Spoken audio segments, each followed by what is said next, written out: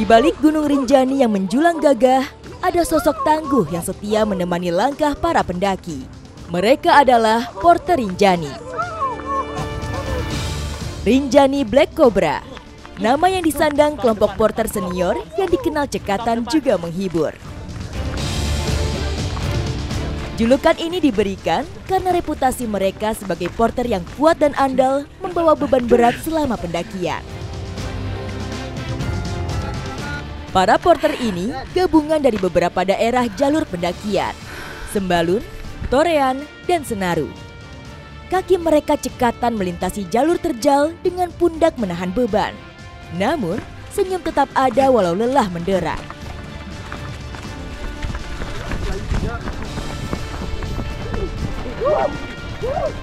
Bahkan di jalur curam, mereka bisa melangkah tanpa ragu, hanya berpijak pada kekuatan kaki mereka.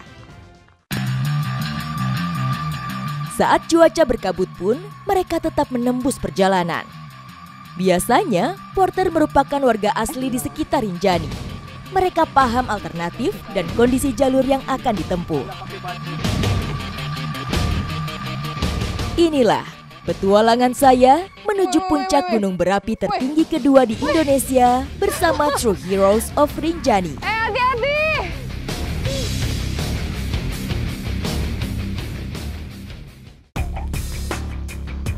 Gunung Rinjani menjadi primadona bagi para pendaki, termasuk saya.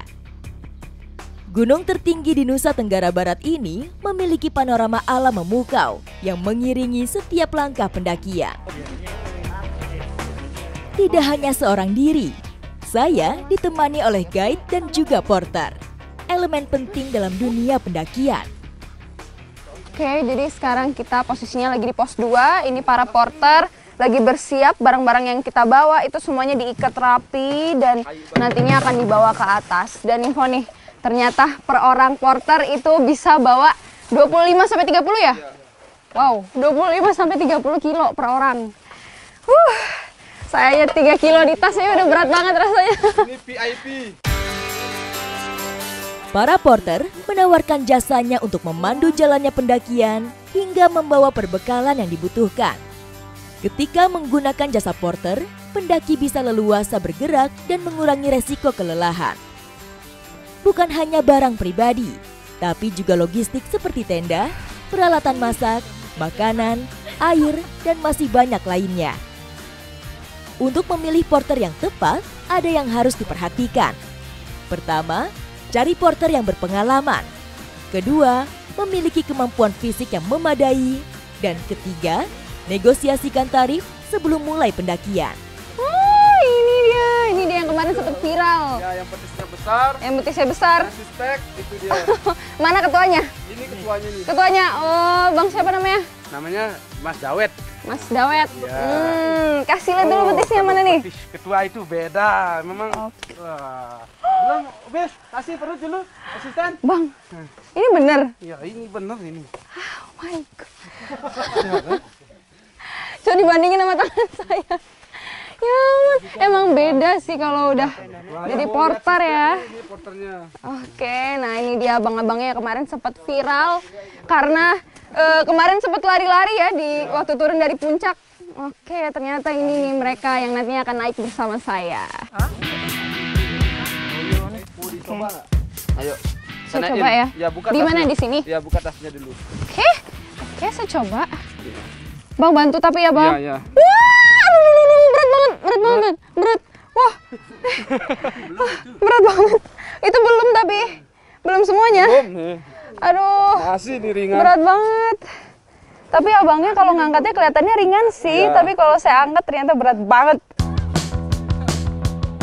Betis yang terbentuk, pundak yang membesar menjadi gambaran betapa kuatnya dan sejauh apa mereka sudah berjalan sambil memanggul barbel tradisional ini. Mereka bisa turun naik Rinjani beberapa kali dalam seminggu. Cuaca cerah mengiringi awal pendakian saya. Puncak Gunung Rinjani seolah memanggil untuk dijejaki. Saya memulai perjalanan dari Sembalun, jalur yang paling sering dipilih oleh pendaki lokal maupun mancanegara. Di medan inilah awal mula jalur menanjak. Dari pos 2 ke pos 3 jaraknya berapa lama nih? Jam. Sejam? Oke, ini dia kita udah mulai perjalanan ke pos 3 dan ternyata katanya cuma sejam sih. Cuman jalannya ini nanjak terus. Cepat bisa 30 menit lah. Berhenti aja. Tapi bagi porter, waktu tempuhnya bisa lebih singkat. Dikasih pen? Ya ini. Udah bisa lu deh itu jahitannya. Ah, yang bener. Ya, Tapi nggak apa-apa naik. enggak apa-apa. Nggak apa-apa. Wah, keren sekali ya Bang. Katanya sempat kecelakaan jadi kakinya itu dipasang pen. Cuman masih aman ya naik ya? Ganti sendi panggul, Ya. dipinggul, Heeh. baru pasang pen. 2 kali operasi. Yang bener Bang. Ya. 2 kali pasang pen. Dan sekarang ikut saya naik ke atas jadi porter. Ya. Luar biasa sekali. Cedera yang pernah mereka alami tidak menyurutkan semangat. Awalnya saya berjalan beriringan, tapi lama-lama saya tertinggal juga.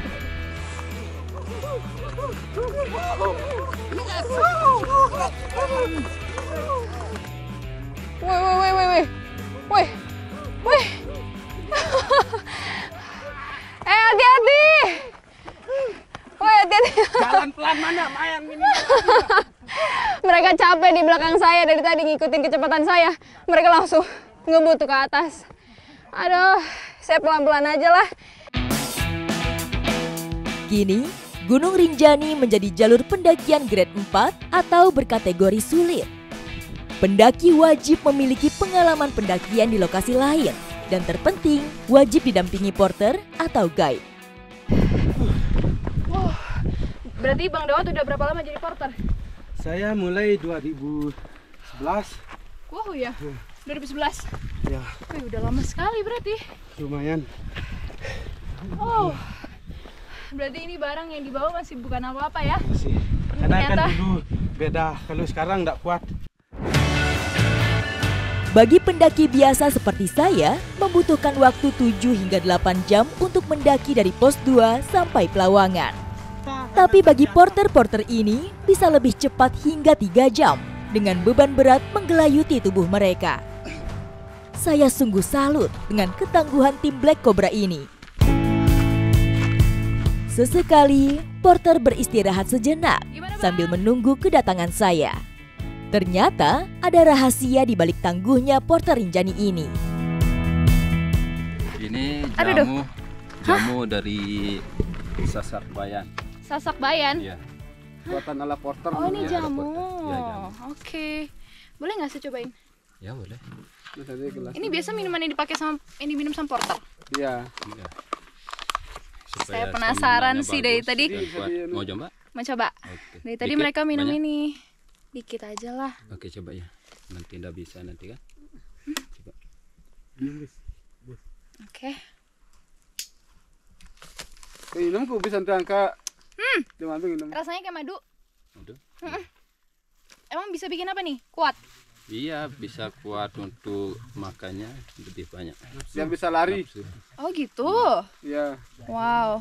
Oh jadi ini Minum kagak, Ubes? uniknya para porter katanya minumnya ini nih jamu ini. Jamu apa namanya? Jamu ala porter. Jamu ala porter. Kalau mau spek harus tetap amalkan ini. Jamu Bayan.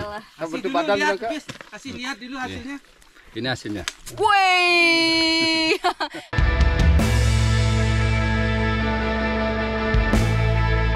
Perjalanan kami lanjutkan.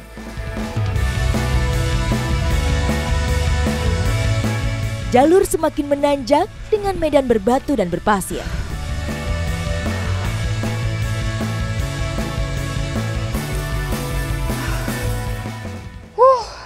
Ini bisa dilihat ya perjalanan dari pos 3 ke pos 4. Jalannya udah mulai curam sama bebatuan. Tapi kalian harus lihat sih. Ini para porter itu mereka nggak pakai alas kaki sama sekali. Nih, coba lihat bang. Tuh, kalau nggak pakai alas kaki pakai sendal. Cuman katanya ini bikin melancarkan peredaran darah ya bang ya? Iya. Betul kah? Betul. Wah, saya aja pakai sepatu ini capek sekali, sakit gitu rasanya. Tapi buat mereka malah bikin lancar buat naik ke atas. Pakai sepatu panas. Kenaan pakai sandal. Semangat Bang. Oke, lanjut lagi. Menurut para porter, memakai sepatu justru menyulitkan mereka.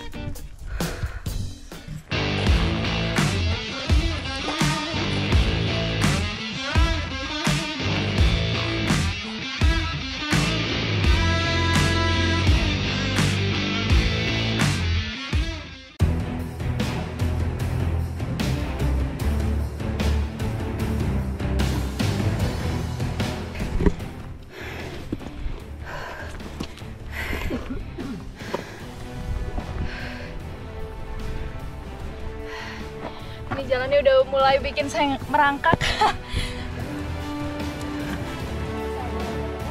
Para porter kembali beristirahat. Begitu juga saya. Sesekali mereka bercanda gurau untuk menghilangkan rasa lelah. Katanya kalau di Renjani ini porter tuh disebut pahlawan Renjani ya? Iya. Karena Barang ini dah. ini dia karena mereka yang bawa-bawa barang-barang para pendaki. Itu makanya mereka tuh disebutnya pahlawan Renjani. Wah, emang keren-keren sekali. Mereka aja Untuk porter itu kita buat kayak ratu di Rinjani. asik. Kamunya aman. Hmm. Di atas tinggal makan. Tidak pakai porter, banyak monyet rusak tendanya. Oh, jadi selain Diculik. bawain barang, siapin makanan, bikinin tenda. Ambilin air. Oke. Pokoknya tinggal makan, tinggal tidur, tinggal mesen. Oke, itu dia kenapa disebut pahlawan Renjani. Porter tidak hanya membawa pendaki lokal, tapi juga dari luar negeri. Sehingga mereka harus membawa bahan makanan yang sudah disesuaikan dengan pesanan, baik makanan lokal atau internasional. Berarti makanan juga disiapin nanti sama abang-abang porter kan? Kalau saya request makanan boleh? Boleh. Apa aja boleh? Request apa Mbak? Rahasia lah, nanti saya bilang di atas. Apa aja diturutin pasti? Ya. Kelompok porter Gunung Satu ini beranggotakan puluhan orang. Mereka berkomitmen untuk memberikan pelayanan terbaik, mendampingi pendaki naik dan turun kembali dengan sehat dan selamat. Rasa lelah yang mereka pikul dihiraukan seiring tanggung jawab yang besar. Ini nama timnya ya Bang? Black Cobra. Kenapa namanya Black Cobra? Ya Apa karena tuh? kita dulu buat nama ini rata-rata porternya suka menggigit dan kuat-kuat. Asik, betul nggak? Ya. Berarti Cobra ini artinya kuat. Kalau Black apa nih Black? Kenapa Black? Porternya rata-rata yang tampimnya. Ya, nggak ada yang putih soalnya. Nggak ada yang putih. Jadi itu dia kenapa dibilang Black Cobra. Saya penasaran, berapa harga yang harus dibayar ketika memakai jasa porter? Kalau satu porter itu biasanya berapa gitu Bang? Satu hari itu 300.000 per hari satu porter. Oh dihitungnya per hari ya? Per hari. Oke. Biasanya kalau satu pendaki itu bisa bawa berapa porter ya?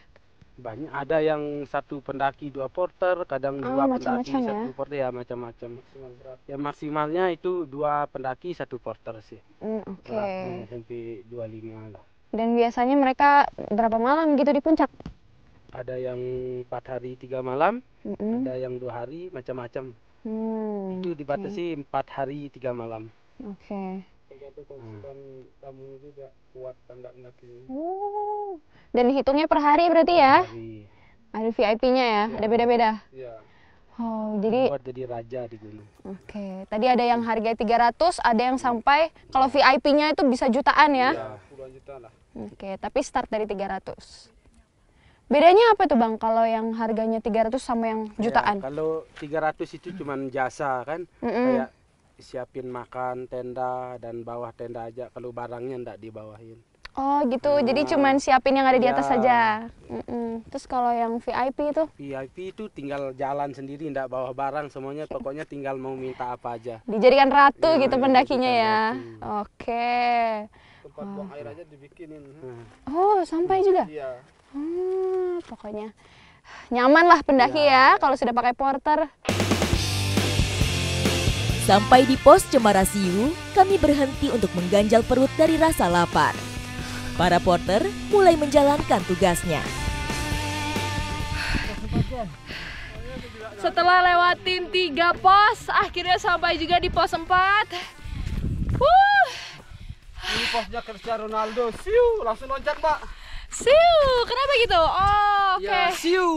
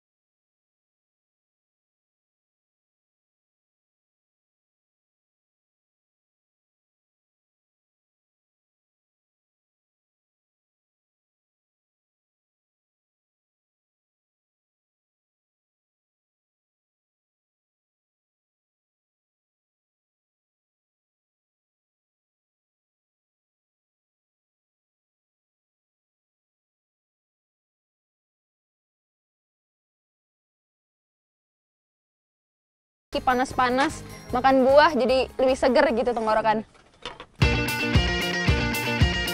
Sebelum matahari semakin condong ke barat, kami bergegas kembali melanjutkan perjalanan. Saya lanjut menuju Pelawangan sekitar 4-5 jam. Sebagian porter berjalan mendahului agar bisa sampai lebih dulu dari pendaki. Nah, jadi beberapa teman-teman porter itu sudah jalan duluan ke Pelawangan karena mereka akan mencari spot terbaik untuk pasang tenda. Apalagi kalau Rinjani lagi rame-ramenya, itu susah banget untuk cari tempat untuk bikin tenda. Jadi sekarang saya hanya beberapa dengan teman-teman porter karena sebagai pendaki itu sebaiknya itu ditemani gitu supaya lebih aman. Sekarang lanjut ke Pelawangan. Medan ini lebih curam dari sebelumnya, berpasir dengan kemiringan mencapai 70 derajat, sehingga harus ekstra hati-hati. Saya juga melewati jalur yang dijuluki Bukit Penyesalan, di mana katanya pendaki akan gamang, terus melanjutkan perjalanan atau menyerah turun karena tanjakan yang melelahkan. Kelihatannya itu udah sampai ya, udah datar gitu. Tapi katanya masih ada lagi. Ya. Nanjak lagi jalannya, cuman kita lihat ya. Sore hari, saya tiba di Pelawangan 1. Porter yang tiba lebih awal sudah menemukan lokasi mendirikan tenda dan membongkar barang bawaan. Sudah jadi. Akhirnya kita sampai. Wow. Akhirnya kita sampai. Itu dia. Dari Pelawangan bisa kelihatan danau ini. Akhirnya setelah seharian mendaki sampai juga nih kita ke Pelawangan. Kok dilihat ya, ini lebih cepat dari prediksi kita tadi sih.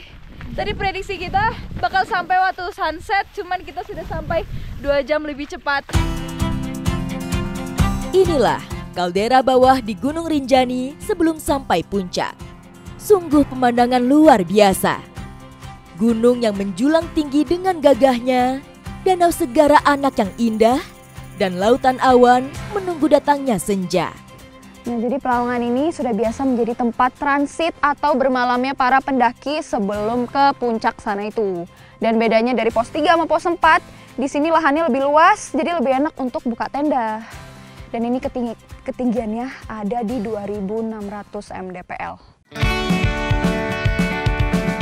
Sebagian porter harus mengambil air dari sumber mata air untuk memasak, juga persediaan minum. Mereka harus bergegas agar tidak kehabisan atau mengantri dengan pendaki lain dalam waktu yang lama. Dulu terdapat banyak sumber mata air di sini. Tapi gempa Lombok di tahun 2018 membuat beberapa titik sumber air tertimbun longsor. Sumber air terdekat ada di Pelawangan 3, kurang lebih 30 menit dari tenda.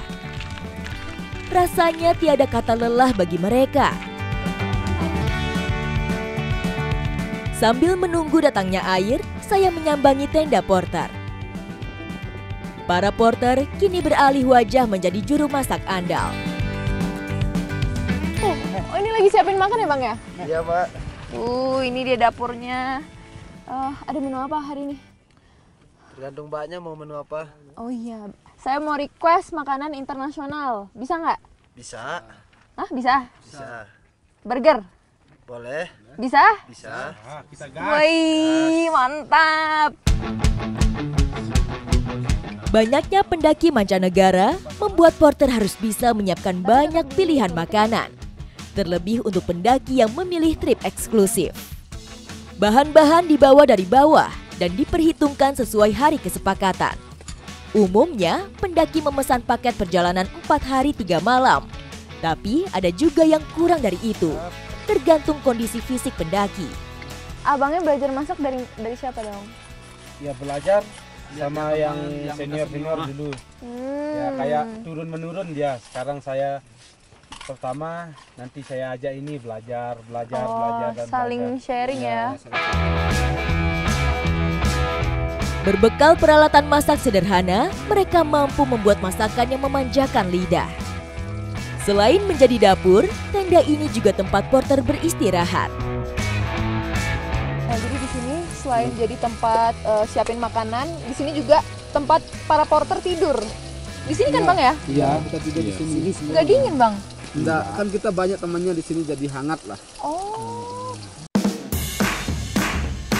Satu tenda porter bisa memuat 4-5 orang. Tapi, kalau lebih dari itu mereka biasa menambahkan flysheet di bagian depan. Lebih simpel dan tidak perlu tenda tambahan. Bang, kalau dia jatuh gimana Bang? Enggak apa-apa. Nggak apa-apa. Bisa diganti. Telur banyak. Iya. Gak kalah saya sama abangnya.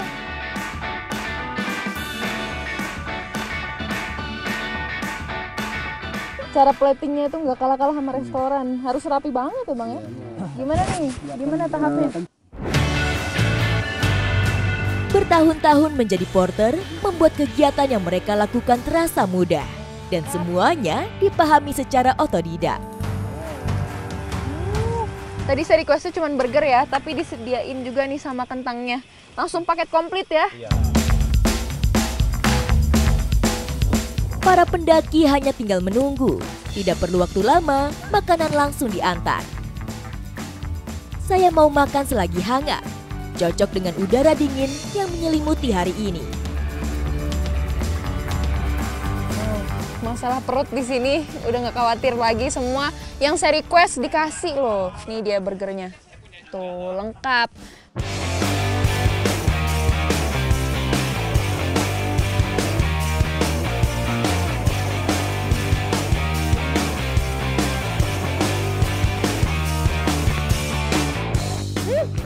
Udah jadi? Ya, udah jadi. Wow. Terus ini ya. Ya, makasih Bang. Wow. Semua yang saya minta dikabulin tuh. Dari burger sampai minuman nih, coklat hangat. Kebanyakan pendaki meminta disiapkan minuman hangat untuk menambah stamina sekaligus menghangatkan tubuh.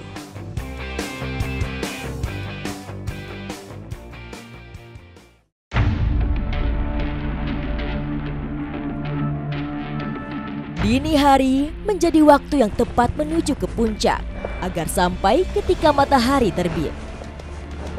Semakin dekat dengan puncak, semakin berat medan yang dilalui, terutama di letter E. Tak jarang, pendaki sering terpeleset atau kehilangan keseimbangan saat mendaki di letter E. Saya juga harus berhati-hati dengan angin kencang dan badai yang kerap terjadi di titik ini. Letter E adalah ujian terakhir pendaki sebelum menggapai puncak Rinjani. Bukan hanya kekuatan otot, keteguhan mental juga ikut diuji.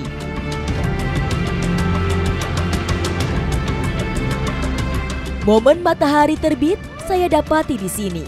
Sungguh pemandangan alam yang luar biasa. Akhirnya yang saya tunggu-tunggu sampai juga Ini dia di jalur terakhir menuju ke puncak. Ini dia namanya letter E. Letter yang paling dikangenin sama para pendaki kalau sudah ke Gunung Rinjani nih. Ini karena jalurnya itu yang sangat nanjak. Ditambah lagi sama bebatuan kerikil yang bikin kita gampang kegelincir gitu. Aduh, terharu sekali bisa sampai sini. Ini mataharinya udah mulai keluar ya. Pemandangannya cantik sekali. Tuh, Gunung Tamboranya juga kelihatan jelas ya dari sini. Tuh. Kekuatan kaki dan kesabaran sangat diuji. Saat kaki maju 1 langkah naik, rasanya turun 3 langkah. Inilah yang membuat banyak pendaki menyerah ketika melewatinya. Berbatasan langsung dengan jurang di sisi kanan dan kiri, membuat saya harus berhati-hati dan menggunakan alas kaki yang tepat. Perlahan tapi pasti, akhirnya puncak Rinjani sudah di depan mata. Akhirnya sampai juga di puncak Rinjani. Wah, lihat itu. Akhirnya sampai juga. Aduh, terharu. Walaupun tadi sempat hampir nyerah ya waktu di tikungan letter E, tapi lihat, akhirnya saya sampai. Wah, Rinjani. Wah, semua saya beruntung sekali bisa sampai summit di puncak Gunung Rinjani, karena memang Rinjani ini menjadi impian para pendaki, bukan cuma di Indonesia tapi sampai mancanegara. Di balik lelahnya mendaki, ada kegembiraan yang terbayar ketika saya mencapai puncak tertingginya. Sejenak, saya menikmati pemandangan Danau Segara Anak ditemani hembusan angin yang menyejukkan. Suatu kebanggaan bagi saya bisa menapaki gunung yang namanya kini menggaung di dunia. Oh. Nah, ini matahari udah di atas dan angin udah mulai kencang. Jadi sekarang saya akan turun untuk kembali ketemu sama porter-porter yang lain.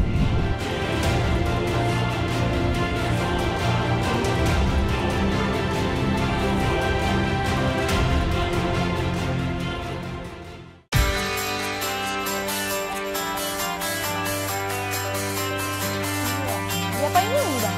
Siapa ini?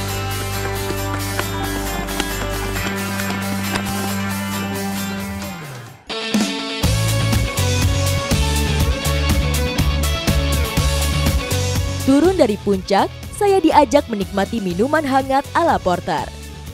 Ramuan yang diracik sendiri dengan beberapa tambahan rempah. Dingin-dingin kayak gini, katanya Bang Wan enaknya itu minum jamu khas ala porter yang katanya bisa bikin anget sama nambahin stamina, Bang ya? Oke, ini sekarang saya kepo ya. Apa aja nih bahan-bahannya? Yang pertama ya mulai dari sini kan. Gula aren, Gula. terus garam, Oke. terus cabai hutan, Oh, ini cabai. ya cabai hutan, terus yang ini tape ketan, Oh, tape. terus yang ini laos, Saus. sama sang putih, sama sang hitam, Oke. yang besar sama yang kecil. Oke, ini aja berarti bahannya ya. Iya. Siapa ini Bang? Sebagian ada yang ditumbuk bersamaan dan ada juga yang langsung dimasukkan pada saat perebusan. Nah, ini yang unik nih. Saya pikir tadi bahan-bahannya itu langsung dicampur sama air ya, tapi ternyata enggak. Harus ditumbuk dulu kayak bikin sambal. Dan ini dia, tumbukan ala porter. Pakai bahan seadanya. Setelah air mendidih, gula merah dan lengkuas dimasukkan. Nah paling pas, paling alaminya jangan pakai wadah, pakai apa namanya itu sendok besi. Paling alaminya pakai kayu kalau kita buat jamu itu. Oh, kenapa? Karena efek kimianya itu, efek besinya itu supaya tidak menyatu. Ternyata harus pakai kayu ya? Ya pakai kayu. Ini kan. Diaduk. Kita harus, biasa kalau orang buat jamu itu harus putar kanan dia, jangan putar kiri. Oh, di caranya ya? Iya. Harus putar kanan? Ya harus putar kanan. Oh, saya baru tahu loh.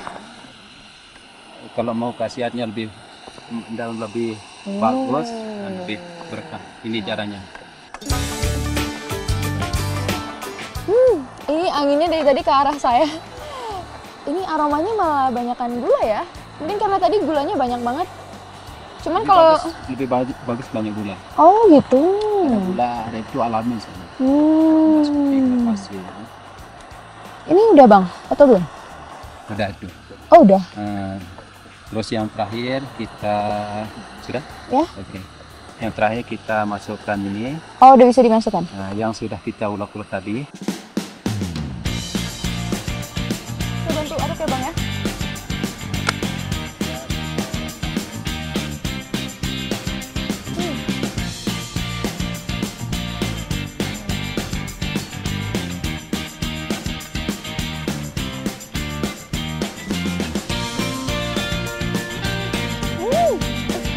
Rasanya kayak madu ya. Ini rasanya enak banget sih. Jadi anget gitu badan. Di tenggorokan kerasa gitu ya, minumnya anget-anget. Rasanya tuh mirip kayak madu tapi ada rasa rempah-rempahnya gitu. Karena tadi mungkin ada tambahan cabai hutan juga, ada tape juga ya bang ya. Iya. Enak sih, bikin anget. Baru seteguk, badan saya sudah terasa hangat dan rasa lelah pun berkurang. Ternyata, porter juga bisa menjadi dokter gunung, tentu dengan cara dan bahan tradisional. Meski penuh resiko dan menguras tenaga, porter tetap menjalani profesi ini dengan tulus. Bagi mereka, menjadi porter adalah rutinitas penuh dedikasi, kerja keras, dan rasa cinta pada Rinjani. Bukan sekedar memanggul barang, mereka menjadi pemandu kehidupan di ketinggian, penguat semangat ketika langkah terasa berat. Mereka adalah true heroes, pahlawan di balik pendakian Rinjani.